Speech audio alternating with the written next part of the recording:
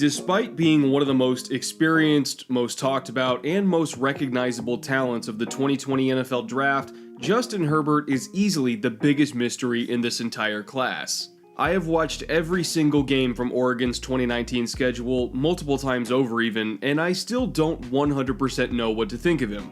One play he's making an incredible throw off platform under pressure that very few NFL quarterbacks could ever dream of making, and on the next play he's throwing a boneheaded interception or just flat out not reading the defense efficiently.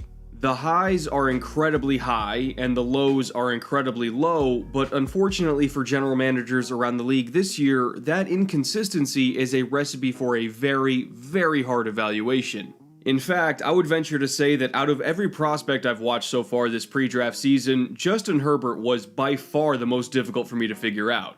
But in the end, I think I'm going to get as close as anyone really can to laying out the good, the bad, and the flat-out ugly of Herbert's tape. Before we get into all that though, I do want to thank our sponsor that has so graciously stepped up to support the channel this week, Raid Shadow Legends. I'm not gonna lie, I don't play a lot of mobile games. Usually the aesthetic and the controls don't really do it for me. Most of the time I just stick to PC, but Raid is genuinely really fun to pass the time with, which we have a lot of time these days, obviously. The graphics are stunning to me as someone who grew up playing Snake on an old Nokia brick phone. The UI is intuitive, I'm a sucker for RPGs that have a lot of loot progression and customization too, and it's a really great game for me to just pick up and play for 10 to 15 minutes at a time while I'm rendering videos or just waiting for my dinner to cook on the stove. Also, the daily login rewards program for new players like me has been doubled from 90 to 180 days. That means each day you can claim your free rewards from energy refills to silver and gems to shards, and a free barbarian legendary champion, Syl of the Drakes. I don't have to commit a whole lot of time to it like I do to Diablo or Dota, and it's just fun to mess around with. Plus it's free to play, so that's a big bonus too. If you're getting bored of your game backlog and you want to try out a fun, beautiful, and free RPG that can be played on both mobile and desktop devices, check out the link in the description below and you'll get 50,000 silver and a free epic champion as part of Raid's new player program to start your journey. And with that, let's get back to talking about something that is much less fun than Raid, Justin Herbert's tape. The thing you have to understand about Herbert is that the Oregon offense, just by its very nature, was not very aggressive or creative when it came to the passing game. Literally half of Herbert's attempts last year were within 5 yards of the line of scrimmage, and believe it or not, his percentage of screen passes out of his overall passing attempts, 23.2%, was by far the highest number I've seen in a potential top 10 pick at quarterback. For context, no starting NFL quarterback has ever thrown screen passes at that rate over a full season in the pros, and the only one who even comes close, Kyler Murray last year, still only threw screens 18.3% of the time.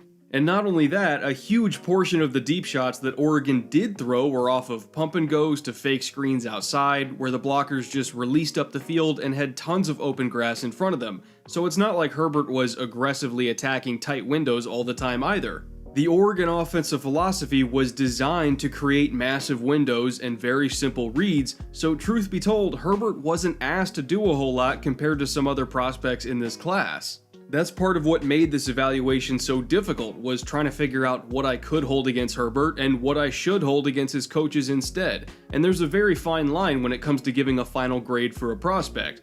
But even taking all of that into account, there were still enough, shall we say, NFL-style throws sprinkled in throughout the year that I could at least get an idea of what to expect from Herbert at the next level, and the results from those throws were, well, let's just say polarizing at best. Any analyst or scout's opinion on Herbert will be wildly different based on which games they ended up watching from him. If they turned on his tape against Colorado, for instance, he looked like an absolute world beater, a truly rare and gifted quarterback talent that would be an easy top 5 pick in almost any draft class. But if they watched the Auburn, Cal, or ASU games, he looked like a day 2 developmental prospect at best. From week to week, series to series, sometimes even play to play, he looked like two totally different quarterbacks. And at least for me personally, that drove me absolutely insane. I never knew what I was going to get from Herbert, either good or bad, and if I was a general manager trying to save my own job by picking a young quarterback, that Jekyll and Hyde act would scare the hell out of me. And you know what? I think it scared the hell out of Herbert's own coaching staff sometimes too. There were a few games where I honestly felt like Mario Cristobal and Marcus Arroyo did not trust him to execute, and that's a huge red flag for me. Take the Auburn game for instance, because that one was probably the most egregious example. This play is from a little over halfway through the third quarter when Oregon had a commanding 21-6 lead, but there was still plenty of clock left and Herbert faced a pretty daunting 3rd and 16 situation from inside his own red zone. Now, you might think that an offense as conservative as Oregon's might just run the ball here, punt, and live to see another series, but Arroyo actually got fairly aggressive for once and called a dagger concept from a 3x1 trio set. And the thing with dagger, as you'll probably remember from any of the other many times I've highlighted this concept before, is that it's a very versatile route combination that can work against a variety of zone coverages in long yardage situations. It's a really good play call for this down and distance, and one that Herbert theoretically should be able to execute well. The dig route from the number 1 outside is obviously the primary read, but these go routes from number 2 and number 3 can also be huge gains as alert reads on the play if the defense busts their coverage. Number 3 is the alert if nobody carries him up the middle seam against a 2-deep safety shell, and the number 2 can also be an alert if this free safety takes the number 3 inside and just lets him keep on running. So the quarterback always has to be aware of those 2 alerts first. But if the defense does what they're supposed to and covers both of them, that's when the dig from the number 1 comes into play as the primary read that will be open more often than not. Again, all Herbert has to do here is just execute the play as it was designed. The number 3 gets carried by the Mike linebacker, which leaves a huge void over the middle for the dig to come free. He just has to wait for the dig to clear the hook zone defender and let it rip. That's it. Right this second, at this pause, Herbert should be starting his release to show off his arm and throw right into that soft spot in the coverage. He has the talent to zip it high enough to clear the linebacker and drop it into the window, but for some reason he just doesn't do it. I don't know why he got spooked out of pulling the trigger. The throw was as open as it was ever going to get, and certainly more open than it would have been in the NFL, but instead he just opted to tuck, run for a few yards, and punt the ball away. And as frustrating as that probably was for you to watch happen only once, you could pull up plays like that in almost every game. So it's no wonder why Herbert's coaches at Oregon changed their play calls around him. There's just something about throwing the ball down the field on traditional passing concepts that have a lot of layers to the reads that really gives Herbert trouble sometimes. And I think that Cristobal and Arroyo knew that, so they protected him from it as much as possible. Literally for the rest of that game against Auburn, until the final 2 plays of the last minute of the game, one of which was a Hail Mary, Herbert did not throw another pass more than 4 yards down the field. It was 13 consecutive screens, slants, and quick speed outs, and that was it. They never opened up the offense again to attack down the field, and Auburn knew that they wouldn't open it back up, so they just sat on everything short, stopped the run with their amazing defensive line, and all of a sudden that Oregon offense ground to a complete halt. They never scored again, and the Ducks ended up losing that game while blowing a 2-possession lead, all because their coaches, for whatever reason, didn't trust Justin Herbert to push the ball down the field. Well, actually, I shouldn't say that. They did have a reason not to trust him. I'm trying to be nice because I don't want to kill the kid too much before he's even drafted, but yeah, they kind of had a reason not to trust him on those throws. We saw what happened when they tried to open up the offense again against Cal and ASU, and it was, in a word, rough. I think Herbert probably still has nightmares about Ashton Davis to this day because of all the damage he did to Oregon's offense deep down the field.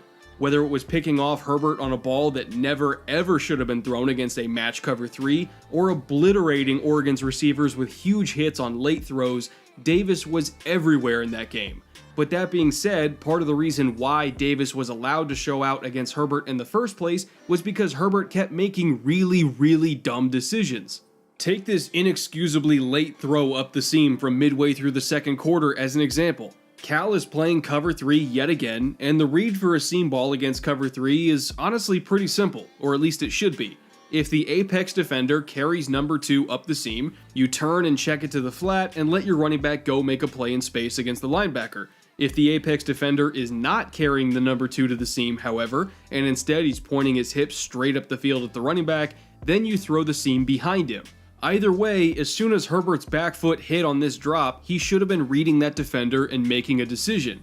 His throwing motion needs to be starting right now if he wants to hit this window on time, especially since he's throwing it from the far hash, so both this boundary corner and Davis at free safety have even more time to recover with the ball in the air.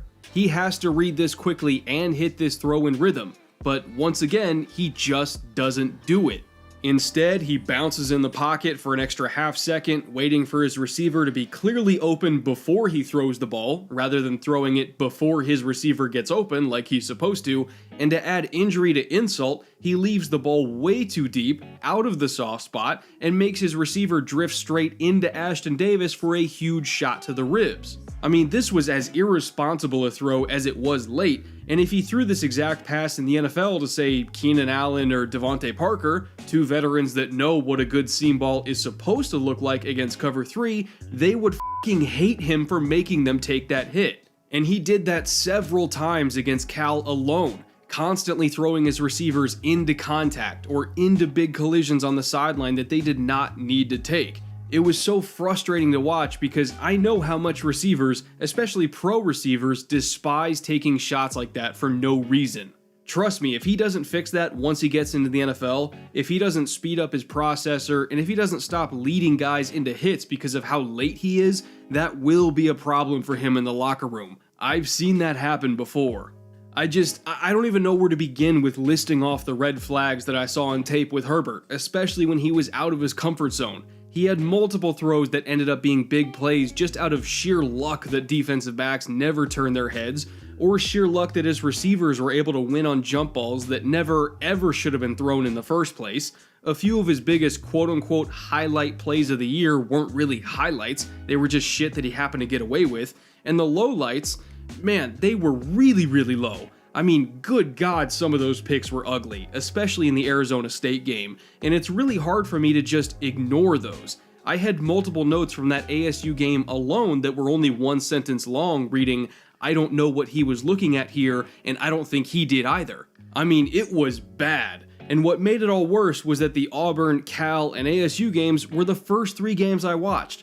I was ready to write off Herbert completely because I hated his tape that much. But out of pure stubbornness, I guess you could say, I popped in one more just to see if maybe I was missing something. And that's when I saw it. I saw the one thing that almost single-handedly changed my mind in the face of overwhelming evidence to the contrary. Justin Herbert's game against Colorado. Other than Joe Burrow himself, Herbert made more highly impressive throws in that one Colorado game than any other quarterback prospect in any of their individual games in this entire draft class. He was flat out ridiculous. Whether it was in the pocket or out of the pocket, it didn't matter. He was dealing. And his stat line in that game doesn't even tell the whole story because he had to fight through several drops from his receiving core throughout the game. He was a completely different quarterback in that one matchup than he was during the rest of the season. So much so that it almost made me question my overall grade on him because I saw what he was capable of when everything was finally working. He went through progressions quickly, he was accurate, he was efficient. I mean, yeah, Colorado did have the 104th ranked defense in all of college football. They were terrible, I acknowledge that, but a good throw is a good throw, and he made a lot of good throws. And that's what makes Herbert such an incredible mystery to me because we know the talent is there. We know that when he puts it all together, he's special. And for just a couple games a year, that special talent comes out and we see what he's capable of. But it's the other 2 or 3 games on the opposite end of the spectrum that make it really hard to reconcile that. I flat out don't know what to expect from Herbert as a pro because he's 2 different quarterbacks in one body. He's the one we saw against ASU and the one we saw against Colorado, but you never know which one's going to show up in any given week. And that scares the hell out of me because the last guy I said that about, the last one that both gave me hope and made me hopeless simultaneously, was Mitchell Trubisky. All the talent in the world, great athlete, hard worker, will flash a few games a year and look like a stud, but at the same time he's damn near coddled by his offensive system, slow to process coverages in front of him, and somehow inaccurate at the worst possible times. Does all of that sound familiar to you? If you're a Bears fan, it probably does, because that's exactly what Mitch Trubisky is. Except the difference between Trubisky and Herbert as prospects is that at least Mitch only started 1 year in college, so you can sort of explain his problems away as inexperience. But Herbert, he started 4 straight years for a major college program, and he's still this inconsistent. Look, I'm not going to say definitively that he's not worth a first round pick because we've all seen the talent. Justin can make some throws that even Burrow and Tua can't make. He is that gifted. But all the stuff that makes Burrow and Tua so good in other ways, the quick processor, the accuracy, their ability to stay cool under pressure in big moments, I'm not so sure that Herbert has any of that right now. If you draft him, you're drafting him because you have complete and total faith that your coaching staff can elevate him enough to let his natural talent shine. You're drafting him because you know he should not start in 2020, and you have a plan in place to keep him from starting until he's ready. Herbert may still be a mystery right now, but that doesn't mean he's already a lost cause. After all, with every ugly Mr. Hyde, there's still a brilliant Dr. Jekyll in there somewhere. So if you're his future coaching staff in the pros, your path to success is honestly pretty simple. Not easy, mind you, but still simple nonetheless. Have faith, have patience, and have persistence, because if you do, you may just solve this mystery.